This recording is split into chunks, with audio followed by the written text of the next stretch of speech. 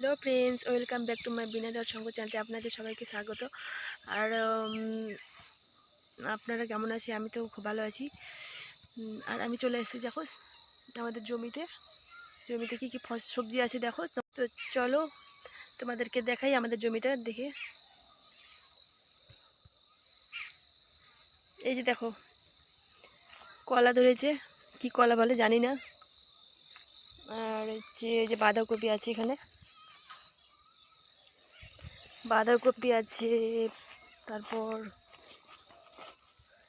এই যে ফুলকপি,